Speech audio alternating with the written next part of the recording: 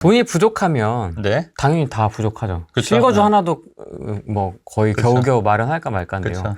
투자와 실거주를 분리해야 할까요? 당연하죠. 분리해야 한다면 어떻게 분리하는 게 좋을까요? 그러니까 예를 들어서 이런 거죠. 그러니까 지금 본인이 전세에 3억을 살고 있어요. 3억. 전세 3억 살고 있어요. 그래서 투자 돈이 없다는 거예요. 그럼 저 같으면 전세 1억에 한 80에서 100 정도 될 거 아닙니까? 월세로 돌리면. 네. 아니면 그거에 맞게 이사를 가시고. 그러면 2억이 남을 거 아니에요? 그럼 2억 갖고 투자하는 거예요. 그러면 뭐 갭 투자를 할 수도 있는 거고, 분양권을 살 수도 있는 거고, 분양권을 2개를 살 수도 있는 거고, 갭 투자 하나, 분양권 하나 살 수도 있는 거고, 청약을 노릴 수도 있는 거고. 방법이 많잖아요. 그죠?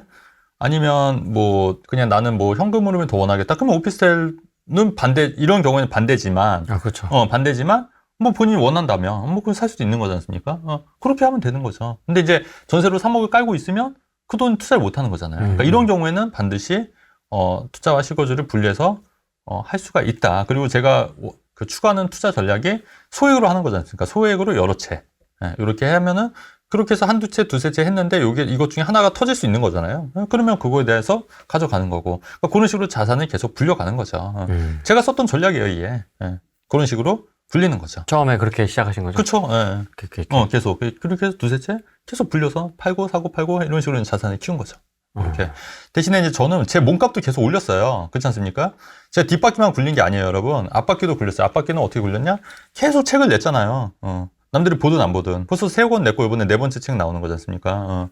그리고 제 몸값 계속 올렸잖아요. 저도 뭐 유튜브 계속 했지 않습니까? 그래도 4년. 그 구독자가 계속 뭐 꾸준히 아주 조금씩 늘고 있지만 계속 하고 있는 거고.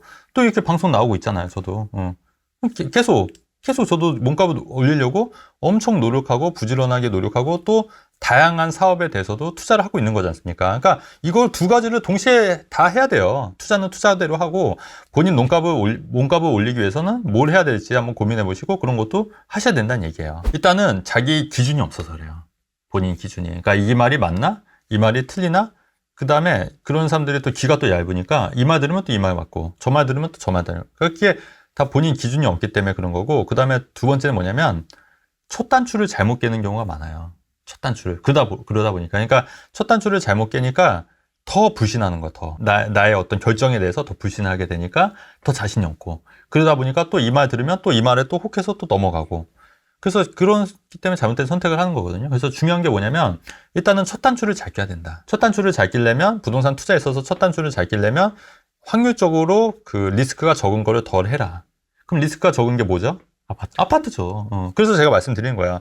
아파트 위주로 해라. 그 다음에 이왕이면은 많이 올랐을 때보다는 좀 이렇게 주춤할 때 가격이 주춤할 때 이때 사는 게 더 유리하겠죠. 저평가된 거 위주로 사라. 그게 제 다 얘기하는 거잖아요. 그 다음에 세 번째는 너무 그 주변 얘기 들을 거 없고 그럼 본인 기준이 있으면 사면 된다. 그거잖아요.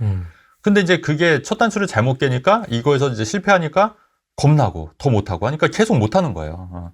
그래서 점점 꼬이는 거거든요. 그래서 저는 두 가지, 그러니까 자기 기준을 세우고 첫 단추를 잘 깨라. 이 말씀을 꼭 드리고 싶어요. 첫 단추만 잘 깨면 그 다음부터는 술술 풀려요. 자신감도 생기고. 공감이 됩니다. 공감돼요? 첫 단추를 완전히 잘못 끼웠는데 그걸 빨리 풀어야 되는데 첫 단추를 잘못 끼우고 또 끼웠어요. 두 번째 단추 잘못 끼우고. 그리고 또 끼웠어요. 그러니까 이게 또 풀으려니까 이게 그러니까 또 너무 힘든 몇 거죠. 년이 걸리는 거죠, 그렇죠. 지금. 예전에는 공무원이 또 한창 인기 있을 때가 있었는데 요즘 또 인기가 많이 없어졌다고 하더라고요. 아, 그렇죠. 이게 아무래도 수입적으로 적으니까. 그러니까 여러분들 또 제가 그 말씀 드리고 싶은 게 뭐냐면 사람들이 많이 몰리는 직업이나 일을 하시면 안 돼요. 그러니까 그 말은 뭐냐면 우리가 불과 한 5년 전인가 10년 전만 하더라도 공무원이 최고일 때가 있었거든요. 그렇지 않습니까? 그때는 모든 사람들이 다 공무원을 할 때였거든요. 근데 저는 오히려 만약에 제 자식이 그때 공무원 공부를 한다고 했으면 전 뜯어 말렸을 것 같아요. 진짜로. 왜냐면 모든 사람들이 한다는 거는 그만큼 경쟁이 치열하고 내가 먹을 게 없는 거예요. 투자도 똑같거든요. 그러니까 투자도 모든 사람이 들어갈 때는 들어가면 안 되는 거고요. 모든 사람이 안 할 때 들어가는 게 맞다. 그 말은 지금 모든 사람이 들어가는 시점이냐 아니냐는 거예요, 지금. 아니잖아요. 그러니까 지금은 들어가도 된다는 얘기예요, 제 얘기는. 한편으로는. 근데 우리가 그래서 이제 돌이켜보면은 그때 공무원 선택하신 분들은 지금 완전히 다 엄청나게 지금 후회하고 계신 분들 많을걸요. 그리고 오히려 그때 삼성이라든가 이렇게 선택하신 분들은 지금 굉장히 많은 돈을 받고 있기 때문에 굉장히 또 좋아하시는 분들이 많이 있거든요. 그러니까 여러분들 항상 그렇게 좀 현명하게 생각을 하셔야 돼요. 현명하게. 저희 할아버지 공무원이셨고요. 네. 저희 아버지 공무원이셨고요.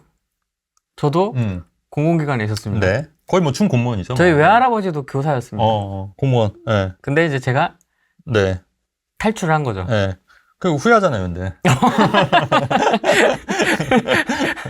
그래서 100대 빵은 없는 것 같아요. 네. 공무원이 맞는 사람은 있어요. 그치. 분명히. 네. 그런 어떤 루틴한 업무를 수행하고 네. 약간 워라밸? 뭐 사실 요새는 그치. 워라밸도 없어요, 사실. 공무원 장난 아닙니다. 그렇지. 근데 이제 그런 게 맞는 사람도 있지만 대부분의 사람들이 굳이 그쪽으로 갈 필요는 없다고 저는 봐요. 그치. 저는 무조건 공무원 안 돼 이건 아니지만 제가 해봤으니까요. 근데 굳이 우리가 막 그렇게 막 다 우르르 쫓아가서 여기 지원할 필요는 그럼요. 없다라고 저는. 근데 제가 볼 때는 그 종우 씨 같은 경우는 이미 그 우리가 이제 100도에 물을 끓려면 99도 100도가 되잖아요. 근데 제가 볼 때는 지금 이미 다 이게 이게 왜냐면 그 종우 씨 같은 경우에는 좋은 게 뭐냐면 정말 많은 그 지식분들도 그렇고 실전 전문가들을 많이 만났었잖아요. 근데 그게 어마어마하게 본인한테 내공이 지금 쌓여 있는 거예요, 지금. 근데 이게 어느 순간 딱 하고 불이 점아서 폭발할 때가 있을 거예요. 근데 그렇게 되면은 공무원 안 한 게 훨씬 더 잘할 수 있는 시기가 올 거예요. 그러니까 그거를 지금 내공을 지금 많이 쌓아놓고 있는 거고, 이게 어느 정도 딱 불이 발하는 시점이 분명히 저는 올 거라고 보는 거예요. 그게 뭐 내년이 될 수도 있고, 내후년이 될 수도 있고, 3년 후가 될 수도 있는데, 그렇게 되면은 훨씬 더 많이 시너지가 나서 팍 성장할 수 있다. 저는 그렇게 보는 견해예요. 제 생각은. 이제 열심히 끓여서 한 5도까지는 올라갔거든요. 지금 다시 씻고 있어요. 한 60도 이렇게. 다시 올려야 돼요. 다시 좀 열심히 이렇게 해가지고 그렇죠. 쫙 이렇게. 제가 볼 때 한 98도, 99도까지 간 것 같은데. 지금 식어가지고. 식었어요? 네, 다시 끓여야 됩니다. 예, 김포에 사는 최정이라고 합니다. 네, 반갑습니다. 어떤 게 궁금하신가요? 아, 네. 아, 네. 저 최진건 선생님께서 네, 그 방송 거기 나오시는 거 많이 봤어요. 네, 그래서 저 지금 김포 살고 있고요. 네, 홍무동 살고 있는데 계속 5호선을 강조하셔서 네. 여기에 대한 좀 전망 좀 말씀해 주셨으면 좋겠어요. 네. 아니, 알겠습니다. 그 풍무동 같은 경우에 그 바닥 치고 지금 좀 올라왔죠. 아, 약간 반등한 것 같습니다. 예. 그죠? 네. 근데 지금 5호선 연장이 네. 저는 올해 아마 좀 발표가 될 것 같아요. 확정이 될 것 같아요. 아, 올해로 생각하고 계시는군요. 예, 저는 개인적으로는. 근데 그렇게 되면 아무래도 교통 여건이 좋아지기 때문에 네. 저는 괜찮을 것 같은데요.